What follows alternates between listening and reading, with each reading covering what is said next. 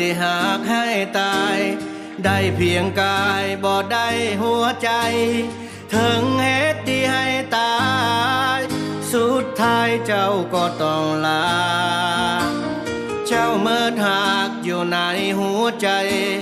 เมื่อผู้ใหม่ของเจ้าเขามาทิมอายสาบ่เป็นอย่างอายยอมหับใดบนถนนหากเขาแยกทางบนเส้นทางหากเขาแยกกัน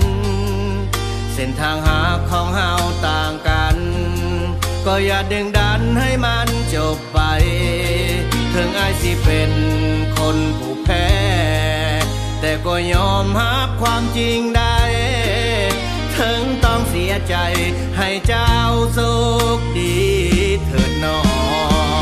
อายขอวอนฟ้าแม่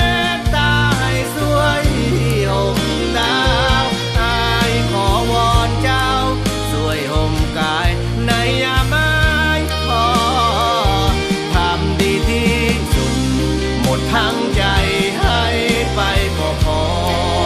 หรืออายยังดีบ่พอวันนี้เจ้าจึงจากลาคนบ่หากสิหากให้ตาย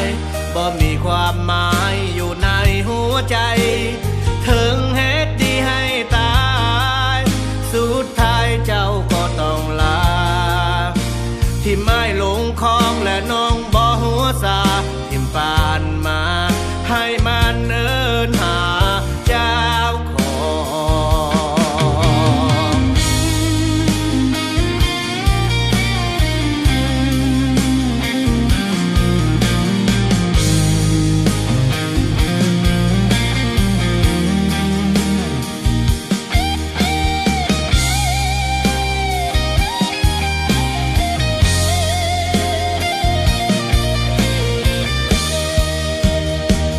อายขอวอนฟ้าแม่ตาให้สวยห่มดาวอายขอวอนเจ้าสวยห่มกายในยามไม่ทอทำดีที่สุดหมดทั้งใจให้